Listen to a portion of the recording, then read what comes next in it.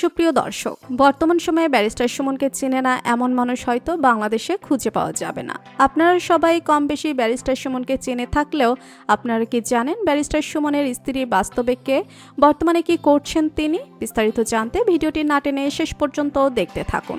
একটি সাক্ষাৎকারে ব্যারিস্টার সুমন বলেন, আমি এতটাই অসহায় ছিলাম যে বাবার জানাজায় আসার জন্য আমার কাছে প্লেনের টিকিট কাটার টাকা পর্যন্ত ছিল না। সে সময় আমি আমার বড় ভাইকে ফোন দিয়ে বলি, তুমি তোমার সাথে মোবাইলটা রাখো, আর আপনি আমাকে বলুন আমার বাবার লাশ বর্তমানে কোথায় আছে। এমন প্রশ্নের জবাবে বড় ভাই বলেন, বর্তমানে আমি কবরের পাশে আছি, আব্বুকে কবরে নামানো হচ্ছে। এভাবেই আমি আমার বাবার জানাজায় অংশগ্রহণ করেছি। এই ব্যাপারটা আমাকে অনেক নাড়া দিয়েছে। এরপর থেকে আমি সংকল্প করছি যে আমি কখনো টাকার পেছনে ছুটব না, সমাজের কল্যাণে নিজেকে সবসময় নিয়োজিত রাখবো।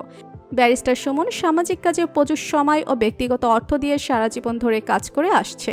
তার পৈতৃক নিবাস চুনারুঘাটে তার নিজের অর্থায়নে 42টিরও বেশি কাঠের ব্রিজ নির্মাণ করেন, একটি ফুটবল ফেডারেশন চালাচ্ছেন, এছাড়াও আরও অনেক কিছু।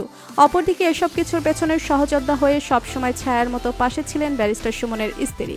ব্যারিস্টার সুমনের স্ত্রীর নাম শাম্মী আক্তার। শাম্মী আক্তার দেখতে যেমন মেধাবী তেমন সুন্দরী, কেননা শাম্মী আক্তার নিজেও একজন অ্যাডভোকেট। ব্যারিস্টার সুমনের স্ত্রী শাম্মী আক্তার মূলত যুক্তরাষ্ট্রে বসবাস করেন।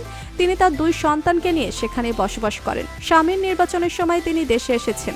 স্বামী ব্যারিস্টার সুমন হবিগঞ্জ তার আসনের সংসদ সদস্য হওয়ায় তিনি খুব আনন্দিত হয়েছেন।